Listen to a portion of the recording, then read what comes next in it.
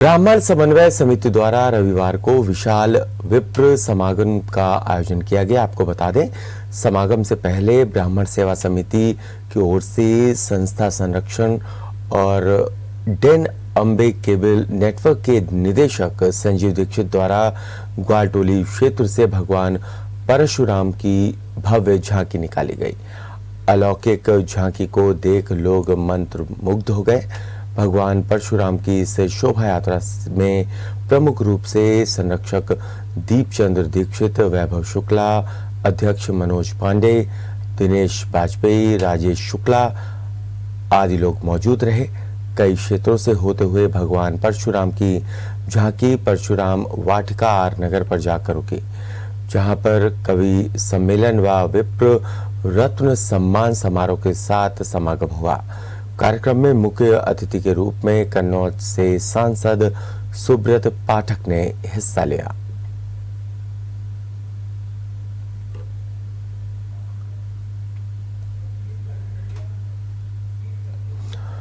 तो परशुराम जयंती को लेकर के जिस तरीके से कार्यक्रम का आयोजन किया गया, आपको बता दें, डेन अम्बे केबल के जो डायरेक्टर हैं उन्होंने शिरकत की। संजीव दीक्षित, दीपचंद्र दीक्षित समेत कई जानी मानी हस्तियां मौजूद रहीं। इस दौरान आपको बता दें, कार्यक्रम में कन्नौज से सांसद सुब्रत पाठक मौजूद रहे और परशुराम वाटिका में इसका भव्य समागम हुआ। इस दौरान भारी संख्या में लोग मौजूद रहे।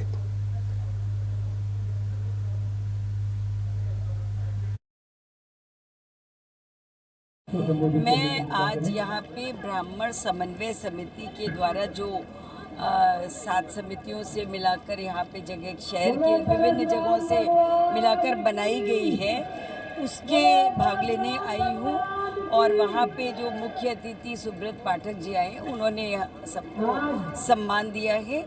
और ये समिति इस बात के लिए यहाँ पे कार्यक्रम कर रही है कि समाज में भाईचारा बढ़े, समन्वय बढ़े, ब्राह्मणों में एक ये अपना उनकी फीलिंग आए कि उनका सम्मान है समाज में, और जो उनके द्वारा जो किए गए कार्य हैं उनको समाज सम्मान पूर्वक देखता है। ये जो पहला एक कदम उठाया गया है समन्वय से ब्राह्मण समन्वय समिति बनाने का, और 7 जगह से जुड़ के ये एक तरीके का ब्राह्मणों की शक्ति प्रदर्शन है। इसको मैं चाहूँगा कि ये और लोग इस पर जुड़े और समाज में सारे ब्राह्मण आके एक अपना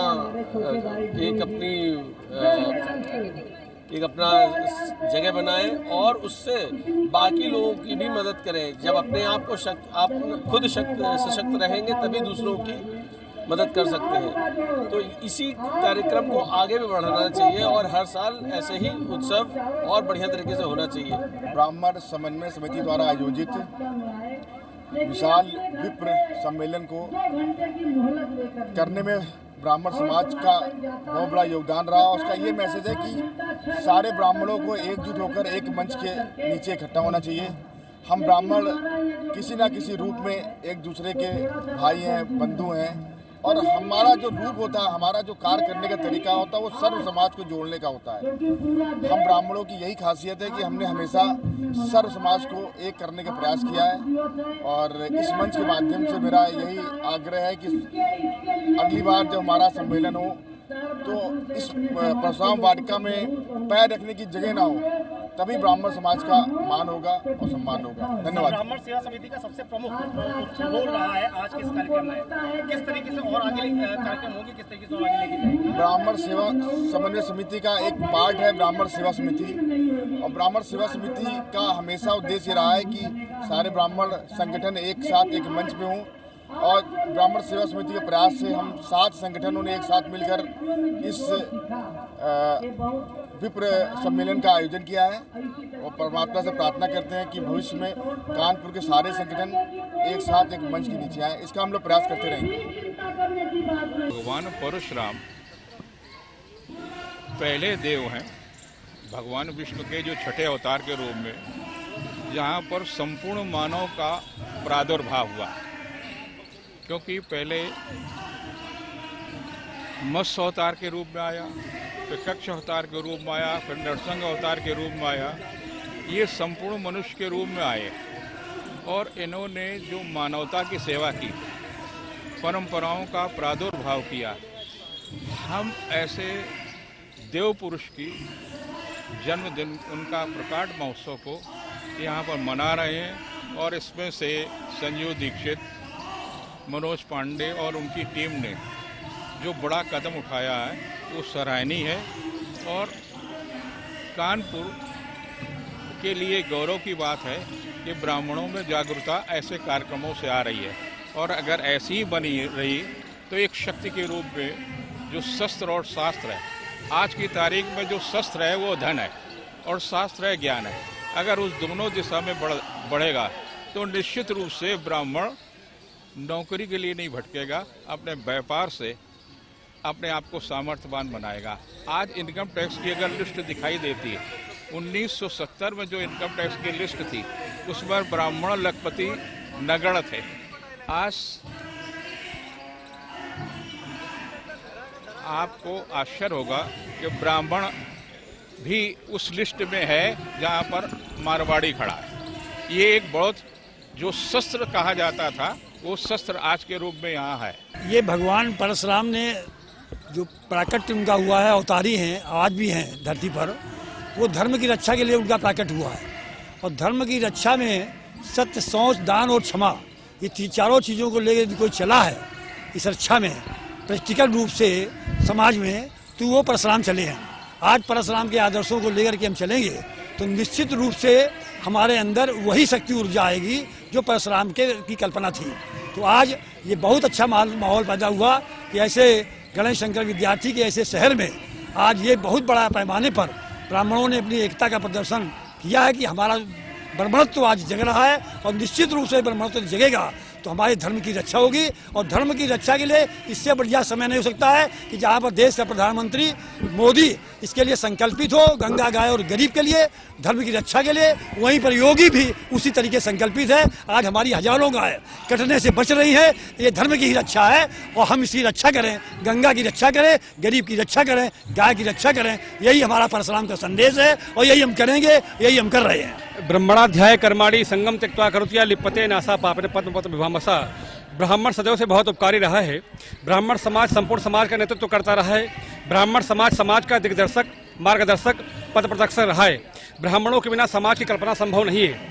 दीनहीन, दुखी, दरिद्र, असहाय, वंचित, शोषित, पीड़ित, प्रताड़ित के हक की लड़ाई लड़ने वाला ब्राह्मण समुदाय भगवान भार्गव परशुराम जी ने अनेकानेक बार जो उसर संकल्प, अराजक, दुष्ट, अधम, नीच और अधर्मात्मा राजा थे उनको उनका वध करके, उनकी हत्या करके एक किंवदंती समाज में एक क्षत्रियों का वध किया परशुराम जी ने। ऐसा नहीं है, जो बहुत अधर्मी थे, दुष्ट थे, उच्छृंखल थे, अराजक थे, ऐसे धर्मियों का उन्होंने वध करके धर्म की रक्षा की, धर्म की स्थापना की और निरीह प्राणियों को, महाराजाओं को भूमि बात में दी। तो आज हम सभी लोग पूरे देश और दुनिया के ब्राह्मणों को यही संदेश देना चाहते हैं कि भगवान परशुराम जी ने जिस तरीके से सर्व समाज के कल्याण के लिए जो उन्होंने किया, तो वही हम सभी लोग आज कर रहे हैं कि सर्व समाज के लिए भगवान परशुराम जी के को आदर सम्मान करके, उनसे प्रेरित होकर के समाज को साथ में लेकर के समाज में सुख शांति की स्थापना करें। यही हम सभी का संदेश है, यही हम सभी प्रेरणा देते हैं। हाँ, देखिए, हम सबका सौभाग्य है, हम ब्रह्म समाज के लोग परशुराम जी की जन्म उत्सव के अवसर पर आज पूरा कानपुर महानगर की एक एक गली, एक एक मोहल्ला, एक एक क्षेत्र,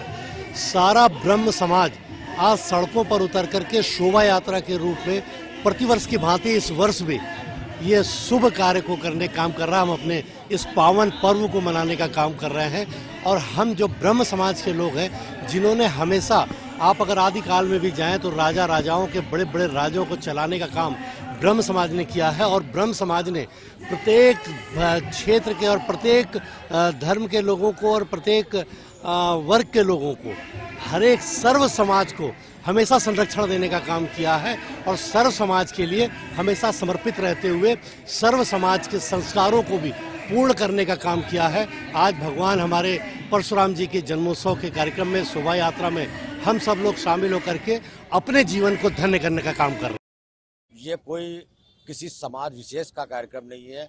ये विष्णु भगवान का जो तीसरा अवतार है भगवान परशुराम जी की। आज उनकी शोभा यात्रा ग्वाल डोली से शुरू होकर और भगवान परशुराम वाटिका में जो समाप्त हो रही है, उसमें संदेश ये है कि हिंदू समाज, संत समाज, सनातन समाज आज एकजुट होकर अपने धर्म की, अपने समाज की रक्षा करे और समाज का कुशल नेतृत्व करे।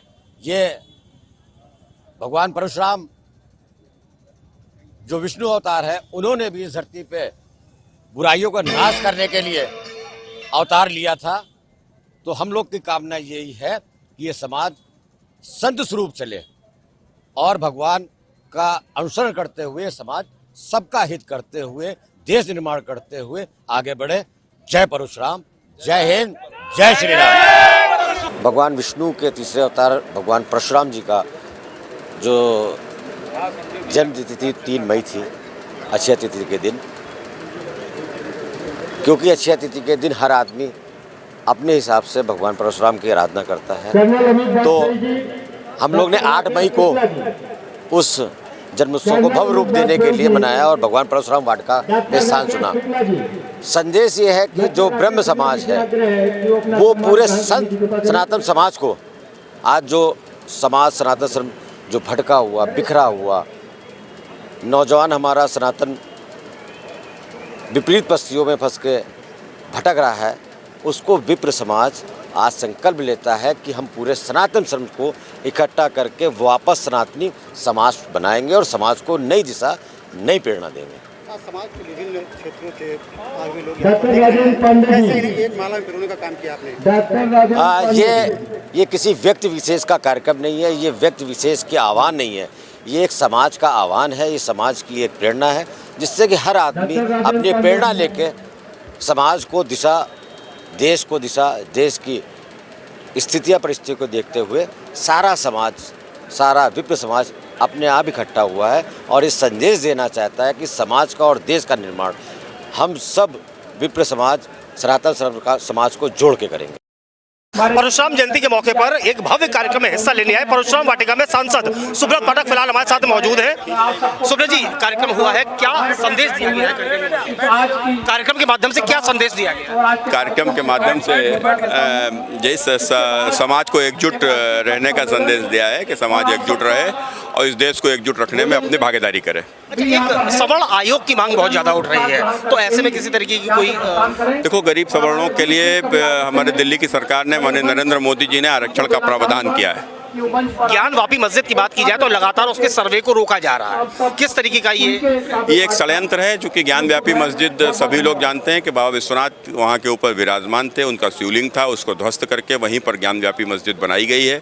यदि सर्वे होगा तो तत्व, तमाम सारे ऐतिहासिक तत्व सामने आएंगे और उससे लोगों को अपने इतिहास की जानकारी होगी। सांसद जी, महाराष्ट्र की राजनीति कैसी चल रही है? लगातार जिस तरीके से चीज़ें सामने आ रही, नवनीत राणा जैसे सांसद को जेल में डाल दिया जाता है सिर्फ हनुमान चालीसा करने के लिए। कहीं का ईंट, कहीं का रोड़ा, भानुमति ने कुंभा जोड़ा। जब 2-3 विपरीत विचारधाराओं के लोग केवल सत्ता प्राप्ति के लिए जब इकट्ठे हुए और जब वहाँ के ऊपर लूट के तंत्र को बढ़ावा दे रहे हैं, तो इस प्रकार की स्थितियाँ दिखाई पड़ रही हैं।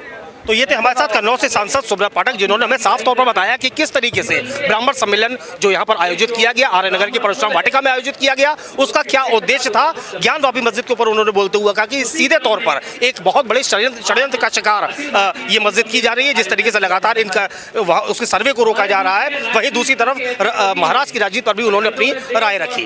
कैमरा पर्सन बलराम पांडे के साथ Vivek Dixit, JMD news, Kanpur. Video पसंद आया हो तो हमें लाइक करें, सब्सक्राइब करें और ज्यादा से ज्यादा शेयर करें और हाँ, बेल आइकॉन दबाना ना भूलें ताकि हर खबर का अपडेट आप तक पहुंचे तुरंत। आप हमें इंस्टा, ट्विटर और फेसबुक पर भी फॉलो कर सकते हैं। हमारी आईडी है @JMT News।